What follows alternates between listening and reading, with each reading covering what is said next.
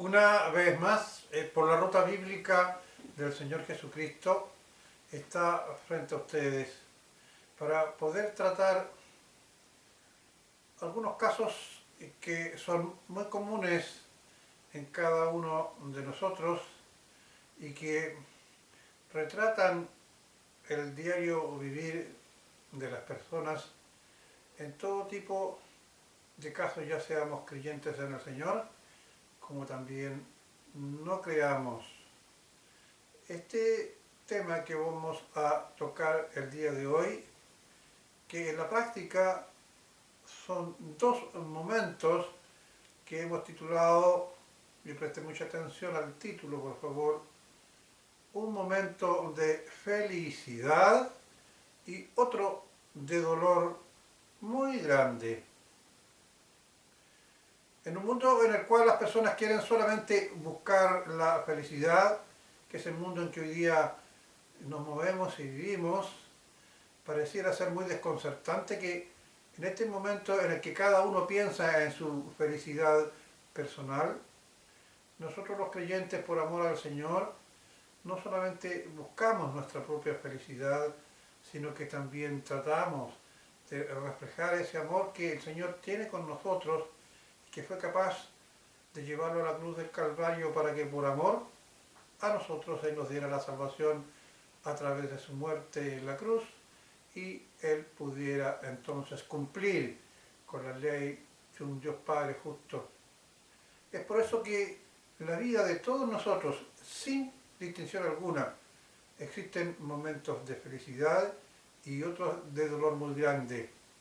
En ambos casos, nosotros como personas, como seres humanos, hombres y mujeres, vivimos afectados por estos instantes. Pues bien, trataremos a la luz del Evangelio poder relatar dos momentos que a lo mejor usted se va a sentir identificado, porque son momentos de la vida diaria. Vamos a tomar dos ejemplos de la vida real de las personas y vamos a también a cotejarlo a la luz del Evangelio para ir buscando aquellas explicaciones que muchas veces nosotros como seres humanos que dejamos al lado al Señor no nos podemos dar cuenta ni buscamos tampoco poder darnos cuenta, pero sin embargo hay momentos en que uno necesita poder saber el origen de las cosas. Empezaremos por un momento, no por el más doloroso, sino por aquel caso que a la mayoría de las personas va a significar un momento de intensa felicidad. Es posible que la persona que me está escuchando, ya sea creyente o no creyente, dirá, bueno, este ejemplo que está colocando esta persona a mí todavía no me ha tocado, pero es la meta de cada uno de nosotros y en un momento de la vida le irá a pasar y usted después podrá relacionarlo con lo que hoy día vamos a tocar. El Señor permite que durante el transcurso de nuestras vidas tengamos distintos momentos, algunos muy lindos y agradables y otros que nos producen un dolor muy grande. Empezaré esta exposición, como ya dije, ilustrando un suceso que para nosotros los creyentes es algo muy maravilloso y nos da una gran felicidad. Y yo creo que esto no es tan solamente propio de nosotros los que creemos en el Señor, sino que de toda persona, de todo hombre y mujer. Por ejemplo, como padres, tener la dicha de poder presenciar el nacimiento de un hijo puede explicar se puede explicar y solo lo podemos sentir quienes hemos experimentado este hecho a través de un gozo interior que es una sensación que no se puede explicar, solo la puede entender quienes la hemos experimentado. Por su parte, en la mamá, en la madre, nace un sentimiento que es más prolongado en el tiempo. Ella siente la alegría del milagro, de el hecho por Dios, de que en su interior está creciendo por la gracia divina, una nueva vida que es su hijo o hija. Este es un alma preciosa para Dios y para ellos, los padres, y ella siente crecer entonces en su interior. Esa nueva criatura se mueve inquietamente y ve que su vientre va aumentando de tamaño a medida que se acerca el tiempo del milagro del nacimiento. Siente cómo sus ansias de comer la dominan.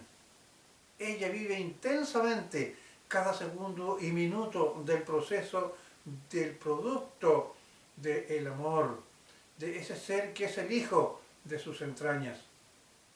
Por él ora al Señor todos los días, mira a su marido o esposo y siente que lo que han creado los dos también es producto de su amor y es carne de su carne y sangre de su sangre.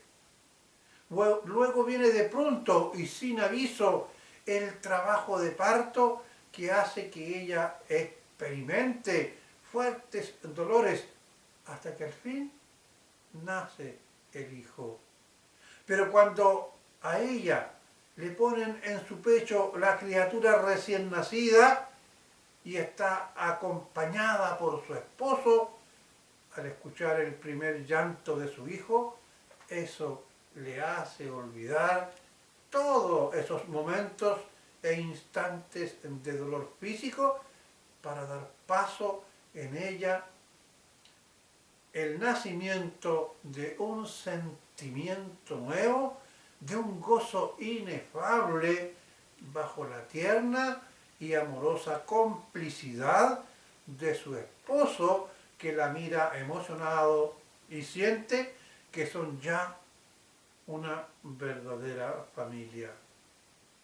Ahora, ante ese momento en que el marido y la mujer reciben a su primer hijo, es un momento de una gran felicidad. Si ambos son creyentes, deben ser capaces de enfrentar a la luz del Evangelio esta nueva alegría y felicidad y al mismo tiempo responsabilidad que Dios le ha entregado a ambos en sus manos.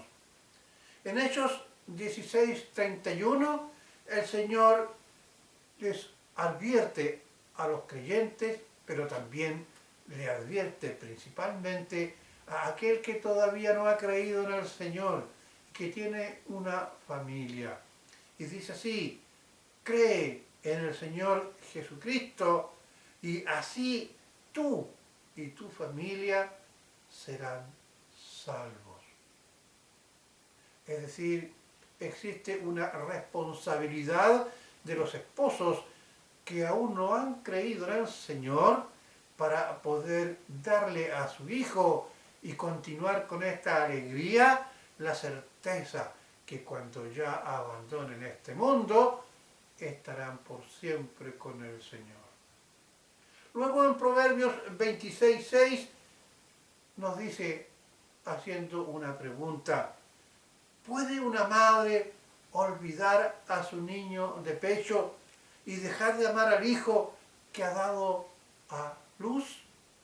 Usted que me está escuchando, que ha sido mamá y que ha tenido la dicha, a pesar de todo lo que significan los pormenores del trabajo de parto y de andar 9 meses con la criatura en su interior, que muchas veces les provocan malestares, ansiedades, nerviosismo y en algunos casos aún un estado depresivo que luego da paso a una alegría y a un repentino cambio y sanidad de los síntomas y esa alegría que está al tener a su hijo en sus brazos. Y lo mismo sentimos nosotros los esposos, con la sola diferencia que nosotros no la cargamos 9 meses. Por lo tanto, el Señor compara aquí y les dice a las personas que lo escuchan, y repito, ¿puede una madre olvidar a su niño de pecho y dejar de amar al hijo que ha dado luz? ¿Quiénes, aunque ya tengamos una edad avanzada, hemos tenido una madre, hemos sabido lo que significa ese gran cariño que tiene por nosotros nuestra madre, en la cual está pendiente de cada uno de nosotros hasta el día mismo en que el Señor la llame a su presencia. Eso da una alegría inmensa que cuando nosotros, siendo hijos, no importa la edad en que tengamos, sabemos que contamos con el cariño de nuestra madre, porque ella sabe que su hijo ha salido y se ha creado y se ha gestado célula por célula al interior de su cuerpo y hoy día vive y respira gracias a que el Señor, nuestro Dios, permitió el milagro de la vida. Aún alguno podrá decir, sí, es cierto, hay muchas madres, que son la gran mayoría, que aman en forma inextrañable a sus hijos, sin embargo, hay otras que no son así. Y el Señor también nos ilustra sobre este caso. Dice, aun cuando ella lo olvidara, yo no te olvidaré. Grabada te llevo en las palmas de mis manos. Tus muros siempre los tengo presentes. ¿Se dan cuenta ustedes que aún hasta el milagro de la vida y del crecimiento de cada uno de nosotros, el Señor está pendiente de cada momento y de cada instante de nuestra vida? Aún dice, aún cuando ella lo olvidara, yo no te olvidaré. Y repito, grabada te llevo en las palmas de mis manos, tus muros siempre los tengo presentes. Luego, en Proverbios 17:6 señala, la corona del anciano son sus nietos. Porque cuando un hijo nace, produce una alegría inmensa, no solamente en los padres, sino en aquellos que son sus abuelos. Quienes tenemos nietos o bisnietos, sabemos lo que es la alegría si un hijo de nuestras entrañas ha nacido y lo hemos creado. Con mayor felicidad interna sentimos el amor por nuestros nietos y también por nuestros bisnietos. Este amor que sentimos los abuelos muchas veces no son entendidos porque es un amor reservado, porque sabemos que el amor de los padres debe ser preferentemente para los hijos. Y nosotros los abuelos somos el componente que, aunque en la distancia y en el silencio acompañamos el amor de nuestros hijos, no es menos cierto que nuestro corazón late henchido de amor por aquellos que son nuestros nietecitos y nietecitas, y aún en algunos casos bisnietos o bisnietas, que el corazón de los abuelos salta de alegría por tratar de apoderarse de aquello que no es de uno, porque uno ve en los nietos aquellos hijos que un día tuvo en sus manos. Luego, por eso que en el Proverbios en 17:6 dice que la corona del anciano son sus nietos, el orgullo de los hijos son sus padres. Este hijo que ha nacido, que es el producto de la alegría, debemos ser capaces de educarlo con rectitud, con valores, con responsabilidades. El amor trae consigo también la disciplina. ¿Quién es aquel padre que no corrige a su hijo? Porque dice el Evangelio que el padre que no corrige a su hijo desde temprano, no le ama. El amor debe ser complementado con otorgar, con amar, pero también con educar y disciplinar. Luego, en tercera de Juan 1:4 dice, nada me produce más alegría que oír que mis hijos practican la verdad. Esta es la palabra del Señor y se refiere a un padre amoroso que vea a sus hijos que están practicando la verdad. ¿Y cuál es la verdad? Tu palabra es verdad. Es decir, llevamos una vida como marido y mujer, llevando a la práctica los principios, los valores, las normas, todo aquello que el Señor nos ilustra para que tengamos una vida plena en abundancia y seamos capaces de que en la faz preciosa de nuestro Dios y de nuestro Señor Jesucristo se esboce una sonrisa de felicidad cuando ve que tú y yo, o esposa y esposo, andamos y practicamos la verdad. Y esta verdad debe ser aplicada también a nuestros hijos, a nuestros nietos, a nuestros bisnietos, y en algunos casos el Señor permite que sean tataranietos, es decir, crearlos en el amor, la verdad, la rectitud que el Señor quiere que caminen sus hijos. Vayamos ahora a otro aspecto a través de un ejemplo ocurrido a una familia que ha significado que se pueda catalogar como un dolor muy grande. El versículo de base para esta exposición será: normalmente todo ser humano desea vivir una vida libre de sobresaltos.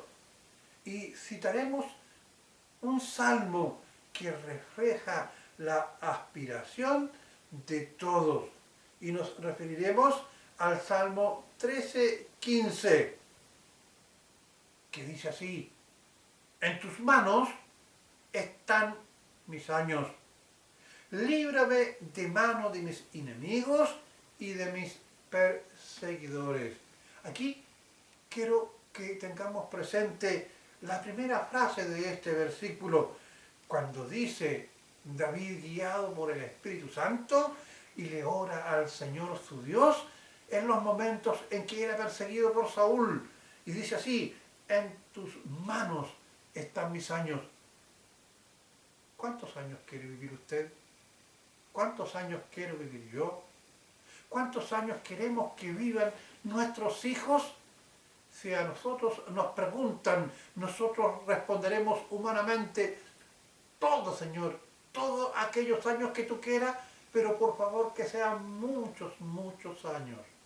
Sin embargo, el salmista, acá en el versículo 15 de este Salmo 31, coloca con plena confianza, y ahí quiero que ustedes tengan la atención en lo que les voy a decir a continuación: en tus manos están mis años.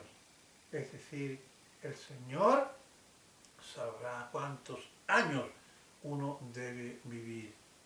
Quiero decirles a modo de explicación: ¿quién habla?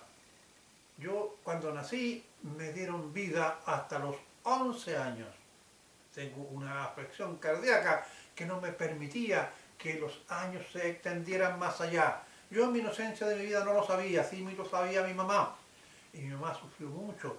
Yo veía que ella me miraba en silencio, pero nunca me lo confesó. Pasé una crisis muy grande. Después los médicos le dijeron a mi madre: no vas a pasar de los 40. Llegué a los 40 años y me dio una segunda crisis cardíaca que o me operaba o me moría. Y cuando fui a la operación del corazón, le hice una oración al Señor: tú verás, Señor, hasta dónde prolongan mis días. Sin embargo, aquí estoy, gracias al Señor, porfiadito y paradito y viviendo todavía, con un inmenso marcapaso acá y con otras dolencias que tuve y que ya pasaron. Pero el Señor, yo así lo sabía, que en sus manos estaban y están mis años. Sin embargo, el Señor nos manda pruebas para poder fortalecernos en nuestra fe, tal como dice en Santiago, capítulo 1, versículo 2 al 5, que dice así, y prestemos mucha atención. Hermanos míos, considérense muy dichosos cuando estén pasando por diversas pruebas. Bien saben que cuando su fe es puesta a prueba, produce paciencia. Pero procuren que la paciencia complete su obra, para que sean perfectos y cabales, sin que les falte nada. Si alguno de ustedes requiere de sabiduría, pídasela a Dios y Él se la dará, pues Dios se la da a todos en abundancia y sin hacer ningún reproche. Es decir, aquí el Señor nos está advirtiendo que durante los años de vida que Él nos otorgue, sean pocos, sean medianos o sean muchos, en una medida de tiempo, el Señor nos dice que tengamos paciencia, que nos sintamos dichosos. Nosotros los creyentes sabemos que cuando pasamos penurias, el Señor está y tiene el control. Y eso es una certeza. Y esta prueba tiene que pasar por todos sus momentos, porque así se logra la paciencia. Porque ¿qué pasaría si yo tuviera una prueba, por ejemplo, de salud? Y le oro al Señor y le digo, Señor, por favor, quítamela. Y comienzo a sentir los primeros síntomas y se va. ¿Estaré siendo ejercitado en la prueba de mi fe y confianza en el Señor? Por eso que el Señor dice que tengamos paciencia, porque así la prueba tiene que ser totalmente acabada. Y leamos de nuevo, hermanos míos, considérense muy dichosos cuando estén pasando por diversas pruebas. Bien saben que cuando su fe es puesta a prueba, produce paciencia. O sea, esperamos en el Señor. Pero procuren que la paciencia complete su obra, es decir, esperar que esa prueba que está ocurriendo, ¿no?, cumpla con su propósito y con el tiempo. Hay muchas personas que decaen en la fe porque dicen, no, Señor, tú no me ayudas nunca, aquí estoy totalmente desamparado, por favor, ya no quiero saber nada de ti. Entonces, para que complete su obra, para que sean perfectos y cabales, es decir, yo sé que el Señor cumple y por lo tanto no voy a dudar de esta prueba porque he salido indemne y he salido más fortalecido. No obstante, lo doloroso que puedan ser las pruebas, el Espíritu Santo nos muestra por medio de lo escrito en la palabra de la siguiente manera, en Eclesiastés 3:11, de la versión Dios habla ahora, porque esta escritura está bastante más apegada a lo que estamos hablando ahora. No es la Reina Valera, sino que es la versión Dios habla hoy. Él, Dios, en el momento preciso, todo lo hizo hermoso. Puso además en la mente humana la idea de lo infinito, es decir, que vamos a vivir por toda la eternidad. Aun cuando el hombre no alcanza a comprender en toda su amplitud lo que Dios ha hecho y lo que hará. Es decir, usted y yo sabemos que Dios existe, aún el ateo. Porque el ateo, para decir no creo en Dios, uno no puede creer en alguien que no existe, así que es una falacia. Hasta los ateos creen en Dios. Lo que sucede es que los ateos creen que existe un Dios y lo niegan y no lo han aceptado como nosotros. Pero nosotros sabemos que Dios nos creó un alma viviente y esa alma viviente no muere jamás. Lo sorprendente en nosotros es el cómo las cosas pueden cambiar de pronto en nuestras vidas. De un momento de felicidad, como el caso que acabamos de ver, se puede pasar a otro de profundo dolor y tristeza. En Eclesiastés 7:14 el Señor nos dice, en el día del bien y en el día de la diversidad, en el día de la adversidad, considera, Dios hizo tanto lo uno como lo otro, a fin de que el hombre nada halle después de él. Es decir, El Señor hizo tanto los momentos felices como los momentos de tristeza. Porque en la vida tenemos dos tipos de fenómenos que nos afectan, o de felicidad y de satisfacción, o de tristeza, de pena y de desencanto. Pero después de eso, solamente nos queda aferrarnos al Señor. Y allí, entonces, nada hay después de Él. Es nuestro creador y nuestro gestador de la felicidad y de la adversidad.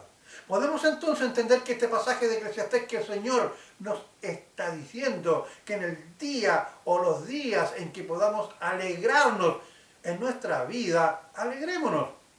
Pero cuando nos vengan días de dolor, debemos también aceptarlos, pues para nosotros nunca podremos comprender los propósitos del Señor, nunca podremos también anticipar lo que la vida nos depara, ya sean momentos buenos o momentos malos. Todo ello está bajo el control de nuestro amado Señor y Dios. No existe dolor más grande para los padres y para la familia cuando, por ejemplo, aquí viene el ejemplo doloroso, que uno de sus hijos, el mayor, como es en este caso de 30 años, ha conseguido por la gracia de Dios ser un profesional, se ha casado, tiene una hermosa esposa y una no menos bella hijita de 5 años, que es la niña de sus ojos. Ellos concurren a la iglesia, dan gracias a Dios, pues su trabajo de médico les da para vivir una vida sin sobresalto.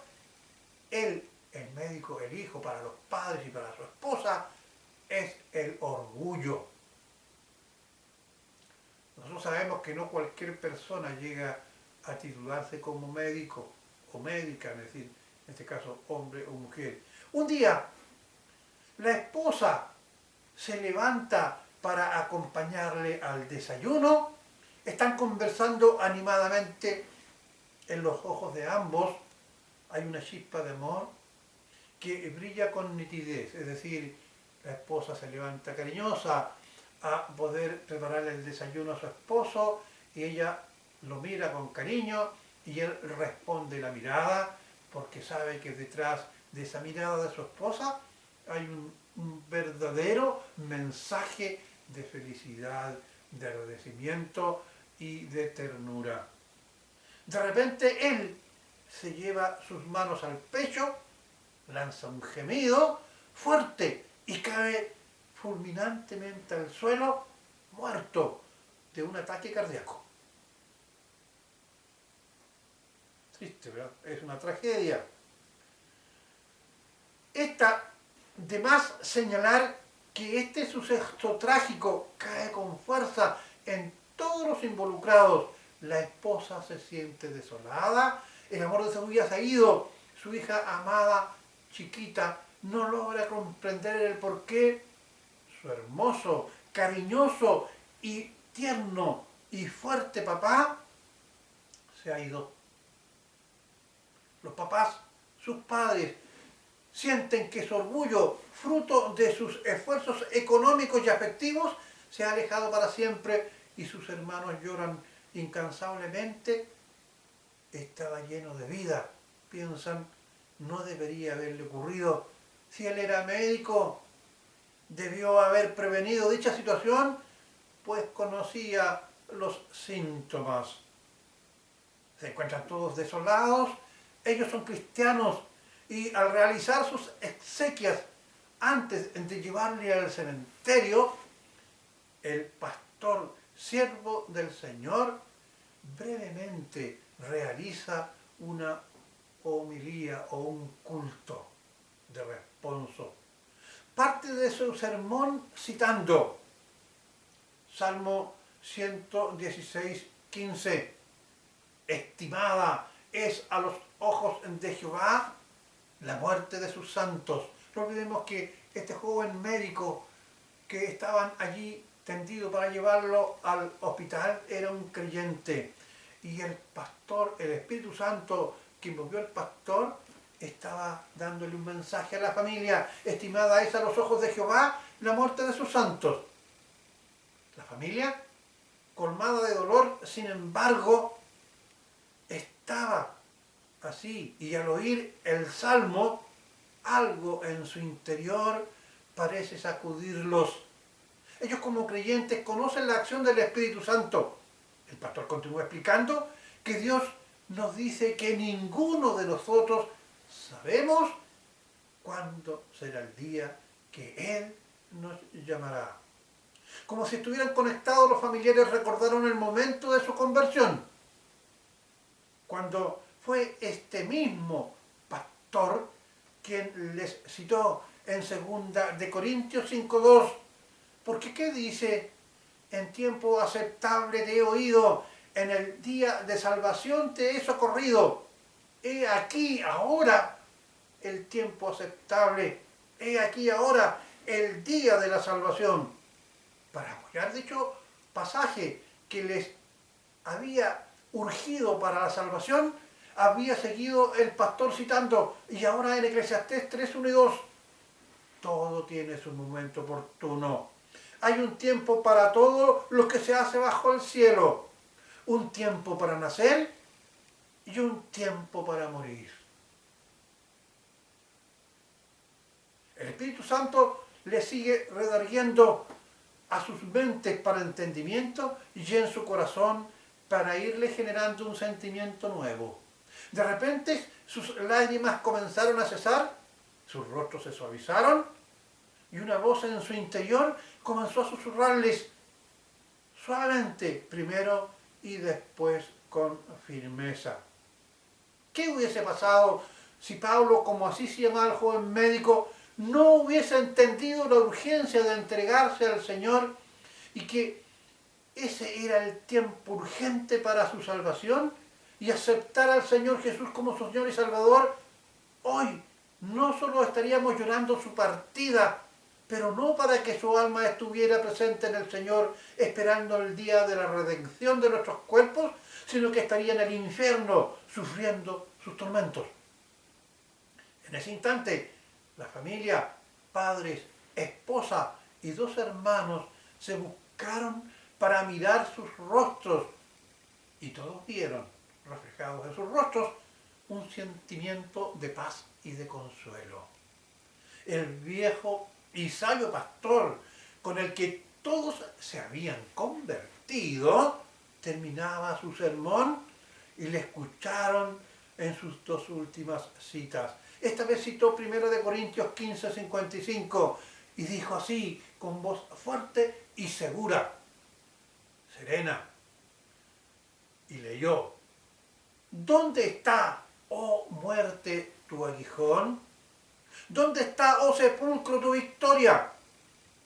Ya que el aguijón de la muerte es el pecado y el poder del pecado, la ley. Y después, seguidamente, cita en forma automática, casi, 1 de Juan 1:7. Pero si andamos en la luz, como Él está en la luz, tenemos comunión unos con otros. Y la sangre de Jesucristo, su Hijo, nos limpia de todo pecado. El Espíritu Santo seguía trabajando en la mente de esa adolorida familia. Dios no quería que sufrieran más de la cuenta y cada uno en su mente meditó de distinta manera. Pero el mensaje que les quedó fue este: donde nuestro amado Pablo quedó fue un lugar hermoso y placentero, pues su alma está con el Señor. Y de sus corazones salieron una oración de acción de gracias. Señor mi Dios, gracias por habernos dado a tu amado Hijo, para que por medio de su muerte en la cruz, nuestro amado Pablo, que ahora no está con nosotros y que de repente tú te lo has llevado producto de un ataque cardíaco, él pueda estar gozando de tu eterna y hermosa presencia. Ya no le recordaremos con dolor, no tendremos presentes esos felices momentos. No, tendremos presente esos felices momentos que vivimos junto a Él, puesto que así tú lo permitiste y lo quisiste. Terminado el servicio religioso, concurrieron con su cuerpo al sepulcro en el cementerio. Frente al ataúd se encontraban notoriamente los familiares, los cuales entonaban himnos y alabanzas, mientras sobre su ataúd caían las palas de tierra. Los rostros ahora de todos sus familiares reflejaban paz. La hija pequeña, al ver esta actitud, se sumó al ejemplo de fe de su familia, de su madre, de sus abuelos, de sus tíos y también de aquellos hermanos que lo acompañaban junto al pastor. Y la gente que pasaba a las cercanías del cementerio miraban con respetuosos signos de interrogación y de admiración aquella actitud de respeto, de reverencia hacia el Señor que acompañaban a esta familia y a sus acompañantes en el cementerio mientras despedían al objeto de su amor, de su cariño, de su admiración, que era este joven médico Pablo, que iba dichoso a la presencia de su Señor. Estimados hermanos que me están viendo y escuchando, a lo mejor tú estás pasando o has pasado no hace mucho tiempo por un dolor similar. Todos los que hemos sentido la muerte de un ser querido sabemos que es algo a lo que cual no queremos experimentar. Sin embargo, nuestra fe en Dios y en su santa y sabia y bendita sabiduría debe ser probada en momentos como este y debemos rogar al Señor para que su Santo Espíritu nos lleve hacia pastos de reposo y de la pena sintamos la felicidad basada en la certeza de que el ser amado que nos abandonó y que el Señor llamó a su presencia, lo hizo obedientemente, siguiendo el llamado de nuestro Dios. 1 Corintios 2:9 nos dice, con respecto a aquellos que han partido, aquellos que el Señor ha llamado a su presencia, esperando su alma presente en el Señor y esperando el día de la redención en que seremos nuevamente revestidos en un cuerpo de santidad y redimido para que vivamos por siempre con el Señor. Y esto es lo que el Señor ha prometido para cada uno de nosotros cuando estamos ante su presencia después que hayamos pasado por el tribunal de Cristo. Y dice así en 1 Corintios 2:9, cosa que ojo no vio, ni oyó, ni ha subido a corazón de hombre, son las cosas que Dios ha preparado para los que le aman. Por la ruta bíblica del Señor Jesucristo ha querido entregar este mensaje que es producto del ejemplo de una persona que fue muy amada por su familia, pero que sin embargo esta familia de creyentes logró tener la confianza y al mismo tiempo el consuelo que el Señor debe dotarnos cada vez que estemos ante estos ejemplos de dolor inmenso, pero también que sepamos cómo gozar de aquellos momentos sublimes. Cuando un ser vivo llega, un ser vivo es llamado por el Señor.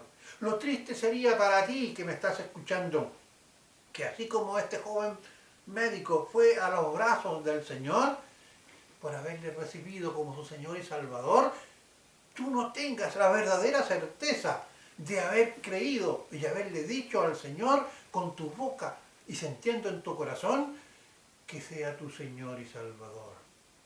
Muchas personas se acercan al Señor por un objeto de interés, ya sea buscando la prosperidad de un buen trabajo, de un buen sueldo, de una buena profesión, y le piden al Señor que les bendiga a través de este tipo, entre comillas, de pago monetario.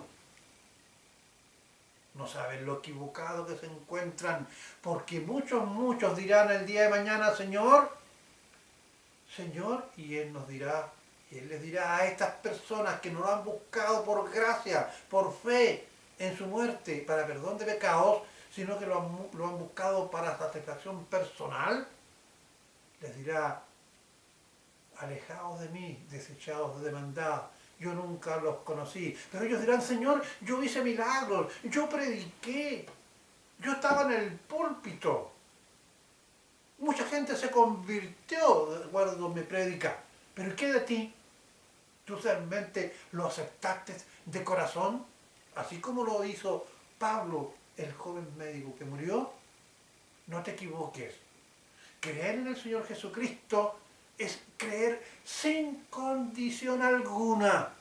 Es decir, ante tus pies, ante el trono de la gracia me inclino y me arrodillo, confesándote, Señor, que soy pecador, que yo nunca te he podido buscar con sinceridad, pero en este momento, a través de tu Santo Espíritu, Señor, yo te digo que quiero que seas mi Señor y Salvador. Yo me arrepiento, Señor.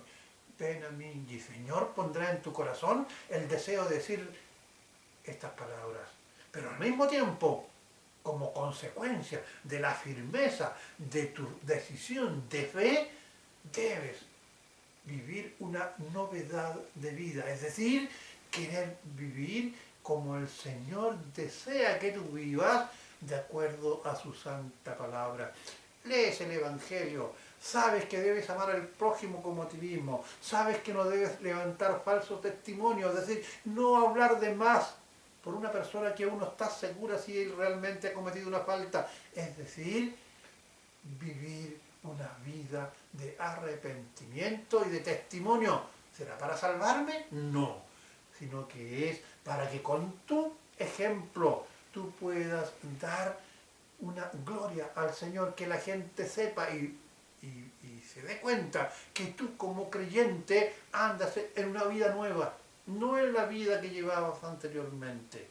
Y si cometes una falta, tú te arrodillas y le pides al Señor que te perdona, porque la sangre de Jesucristo, su Hijo, nos limpia de todo pecado. Si tú pecaras y le pides al Señor que te perdone, pero con arrepentimiento, es decir, con un sentimiento de no volverlo a hacer, el Señor es fiel y justo para perdonarte. Que el Señor nos libre de cada momento de prueba que sea muy amarga. Y si es así, que nos dé la fuerza y la fe necesaria para poder salir. Pero si sabemos que una persona muy amada ha muerto, sigamos el ejemplo de este joven médico que sirvió de base para este sermón, para que nosotros, es decir, su familia, su esposa, su pequeña hija, sus hermanos, crean que donde estuvo, donde se fue este joven Pablo, joven médico, está mucho mejor. Háblale a tu familia para que se cumpla lo que dicen Hechos. Cree en el Señor Jesucristo y serás salvo tú y tu casa. Eso significa que si tú le hablas del Evangelio, el Señor hará la obra cuando vea que alguno de gente de tu familia ponga el interés para poder aceptarlo como su Señor y Salvador. Que la paz del Señor sea con cada uno de ustedes. Por la ruta bíblica del Señor Jesucristo ha querido llevarles una enseñanza del Evangelio, de tal manera que sepamos que podemos vivir y gozar de aquellos momentos felices, confiar, orar y refugiarnos en el Señor bajo aquel terrible suceso de la muerte. Los creyentes en Cristo viven mejor en la presencia del Señor que en nuestra vida, aunque nosotros sintamos ese vacío inmenso de no tenerlo cerca. Que el Señor les bendiga una vez más y por la ruta bíblica vuelvo a insistir, les desea lo mejor en el Señor para vuestras vidas.